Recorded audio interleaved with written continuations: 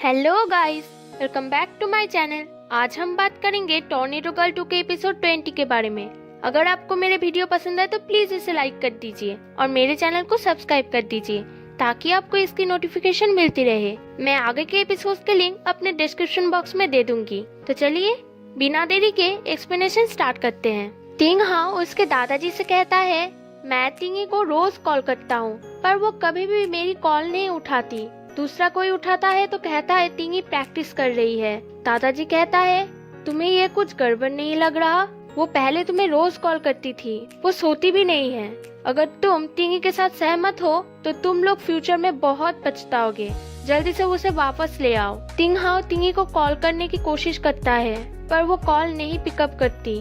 वो बादशाह को कॉल करता है और कहता है, बादशाह मैं तुम्हारे साथ कंपटीशन में नहीं जा पाऊंगा। मैं शाओविंग की टिकट बुक कर देता हूँ, तुम उसके साथ चली जाओ। कोच चांगान को मैं भरोसा नहीं कर सकता, इसलिए तुम दोनों शाओविंग को अपने साथ ले जाओ। फ्रांस में कंपटीशन होता है। उस कंपटीशन में शाओविंग और चांगान दोनों ही थे। बादशाह वो कंपटीशन जीत जाती है। अगला कंपटीशन पेरिस में होता है। वो कंपटीशन भी बादशाह जीत जाती है।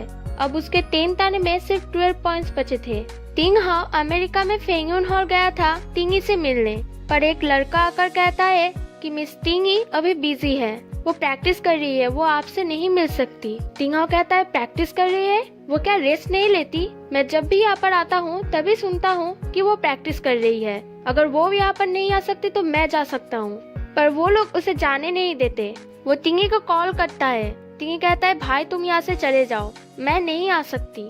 दादाजी से कहना कि मैं बहुत अच्छी हूँ, डायरेक्ट चैंपियनशिप में मिलेंगे, और फोन कट कर देती है। टिंग हाओ कहता है, मैं मिस इंशु से मिलना चाहता हूँ। वो आदमी कहता है, मिस तो यहाँ पर नहीं है। टिंग हाओ के जाने के बाद हम देख पाते हैं कि इंशु वहाँ पर ही खड़ी थी। वो टिंगी को देखने जाती है। टिंगी बिना रेस्ट किए बिना सोए सिर्फ प्रैक्टिस कर रही थी।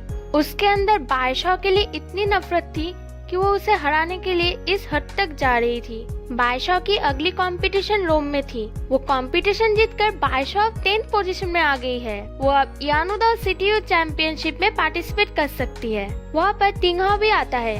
रिपोर्टर्स बादशाह के पास आ रहे थे तब टिंग हाओ जाकर बादशाह को हक कर लेता है और उसे वहाँ से ले जाता है। फेंगयुन हॉल में शेनजो इंशु से कहता है, तुम यूथ चैंपियनशिप में टिंगी के साथ जाओगे। टिंगी अपने कंपटीशन के लिए पूरी तरह रेडी थी। बादशाह और शाओविंग डिनर के लिए टिंग हाओ और चांगान को बुलाने के लिए आते हैं।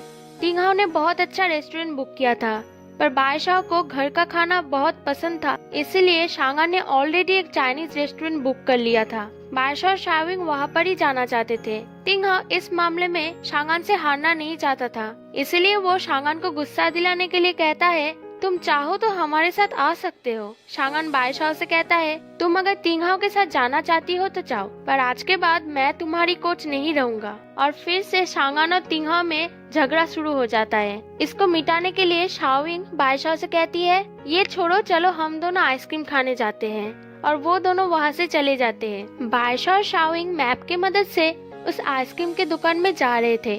वो दोनों बहुत एक्साइटेड थे। टिंग हाओ और चांगान उन दोनों का वेट कर रहा था। वो लोग अभी तक नहीं आए, इसलिए चांगान उन दोनों को कॉल करता है, पर किसी का भी कॉल नहीं लगता। तो वो दोनों अलग अलग जाके उन लोगों को ढूंढने लगता है। एक अजीब से जगह पर आकर शाओविंग की फोन की नेटवर्क चली जाती है। बादशाह कहती है, लगता है हम दोनों गुम हो गए हैं। वो लोग जल्दी से वहाँ से जाने के लिए सोचते हैं, तभी कुछ लड़के उन दोनों के करीब आ रहे थे। बादशाह और शाओविंग जोरों जोरों से चलने लगती है। वो लड़के भी उन लोगों को फॉलो करने लगते हैं। उधर टिंग हाओ और चांगान उन दोनों को कहीं पर भी नहीं ढूंढ पा रहे थे। बादशाह और शाओविंग अब भागने लगती है। वो लड़के भी उन लोगों के पीछे भागते हैं। भागते भागते वो लोग शाओविंग को खींच लेते हैं। बादशाह जाकर उन लोगों को मारती है और शाओविंग को कहती है, शाओविंग जाओ यहाँ से और जल्दी से पुलिस बुलाओ। शाओविंग जाना नहीं चाहती थी, पर बादशाह के कहने पर वो जा ही रही थी। तभी एक लड़का शाओविंग की गला पकड़ लेता है। बादशाह ये देखकर शाओविंग की मदद करने जाती है। पीछे से वो लड़के बहुत सारे डंडे लेते हैं और बादशाह के पैरों में मारते हैं। बादशाह गिर जाती है। वो लोग बादशाह के पैरों में बहुत मारते हैं। वो लोग इतने बेरहमी से बादशाह के पैरों पे मार रहे थे कि बादशाह चिल्ला चिल्ला कर रो रही थी। उन लोगों की मदद करने के लिए वहाँ पर कोई भी नहीं था। तभी वहाँ पर शांगन और तिंगहाओ आते हैं। उन दोनों के चिल्लाने से वो लड़के वहाँ से भाग जाते हैं और जल्दी से वो तीनों बादशाह को हॉस्पिटल ले जाते हैं। पूरी 1 महीने बेड रेस्ट के बाद बादशाह थोड़ी थोड़ी चलने की कोशिश करती है। तभी तिंगहाओ और शांगन आकर उसे डांटने लगते हैं। बादशाह कहती है, मैं जल्दी से नेशनल यूथ कंपटीशन में पार्टिसिपेट करना चाहती हूँ। तिंगहाओ और शांगन एक साथ कहते हैं नहीं।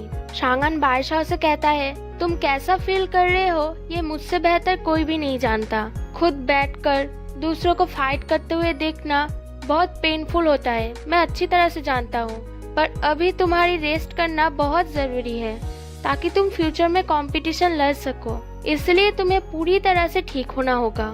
बाहर आकर तिंगहाओ शांगन से थैंक यू कहता है। शांगन कहता है, तुम्हें मुझे थैंक यू कहने की जरूरत नहीं है, मैं बादशाह की बहुत केयर करता हूँ। तिंगहाओ कहता है, मैं अभी भी बादशाह की बॉयफ्रेंड हूँ, उसके साथ जो भी अच्छा व्यवहार करेगा मैं उसे थैंक यू कहूँगा। हॉस्पिटल से निकलकर बादशाह सोंगबाई हॉल आती है। बाकी सब उसकी बहुत ध्यान रख रहे थे। वो जल्दी से रिकवर होके कंपटीशन में जाना चाहती थी। वो तिंगहाओ से पूछती है, ऐसा मैं क्या कर सकती हूँ जिससे मैं जल्दी से रिकवर हो जाऊँ। तिंगहाओ उसे समझाते हुए कहता है, मैं ऑलरेडी तुम्हारे लिए बेस्ट डॉक्टर ले आया हूँ, तुम्हें 3 मंथ्स पूरी रेस्ट की जरूरत है। कंपटीशन से ज्यादा तुम्हारी हेल्थ बहुत इम्पोर्टेंट है, प्लीज मेरी बात सुनो। बादशाह हाँ तो कह देती है, पर वो पूरे मन से कंपटीशन में जाना चाहती थी। वो रात को बेसिक एक्सरसाइज करने की कोशिश करती है, पर वो गिर जाती है। तभी शाओविंग वहाँ पर आकर उसे संभालती है। वो शाओविंग को हंसते हुए दिखाने की कोशिश करती है कि शाओविंग देखो, मैं कर सकती हूँ, और वो फिर से गिर जाती है। शाओविंग बादशाह से फिर से माफी मांगती है और कहती है, तुम मेरे सामने हंस रही हो ताकि मुझे बुरा ना लगे, पर तुम्हें इस हालत में लाने की जिम्मेदार मैं ही हूँ। और शाओविंग रोने लगती है। बादशाह कहती है, शाओविंग तुम फिर से ये बातें क्यों कर रही हो? अगर मेरी जगह तुम होती तो क्या तुम मुझे हेल्प नहीं करती? मुझे अभी भी याद है जब मुझे निकाल दिया गया था तो बारिश में तुमने मेरे साथ उस हॉल के बाहर बैठी हुई थी। मेरे पास कोई भी घर नहीं था, पर तुमने मुझे अपने घर में रहने दिया। तुम कहती हो ना कि मैं तुम्हारे लिए सबसे इम्पोर्टेंट हूँ, वैसे ही तुम मेरे लिए सबसे इम्पोर्टेंट हो। और वो दोनों हक करके बहुत रोते हैं। बादशाह के ठीक होने के लिए शाओविंग और तिंगहाओ बहुत मेहनत कर रहे थे। बादशाह धीरे धीरे चल पा रही थी और बेसिक एक्सरसाइज कर पा रही थी। वो रात को व्हालवाइन किक करने की कोशिश करती है, पर उससे नहीं होता, तो वो लेफ्ट पाव से उसे ट्राई करने की कोशिश करती है। वो धीरे से वो कर पाती है। तभी वहाँ पर शांगन आता है और उसे डांटने लगता है। बादशाह शांगन को समझाने की कोशिश करती है कि मैं ये कर सकती हूँ, मुझे सिर्फ प्रैक्टिस की जरूरत है, पर शांगन उसे मना कर देता है। बादशाह को देखकर हम समझ पाते हैं कि वो कितनी चाहती है इस कंपटीशन में पार्टिसिपेट करना। शांगन उसकी एक भी नहीं सुनता और उसकी हाथ पकड़कर उसे बाहर ले जाता है। बादशाह के पैरों में दर्द हो रही थी, इसलिए शांगन उसे गोद में उठा लेता है। बादशाह बार बार कह रही थी, मैं कर सकती हूँ कोच शांगन, मैं कर सकती हूँ, प्लीज मुझे नीचे उतारिए, मैं अपने आप चल सकती हूँ, प्लीज मुझे कंपटीशन में जाने दीजिए। शांगन कहता है, तुम अब से योनुदाओ को भूल जाओ। बादशाह कहती है, क्या? शांगन कहता है, तुम जब तक यहाँ से दूर रहोगी तुम्हारे पैर भी सलामत रहेंगे। तुम ग्रेजुएशन कंप्लीट करके बिजनेस करना या फिर कोई भी जॉब करना, एटलीस्ट तुम्हारे पाँव तो सेफ रहेंगे।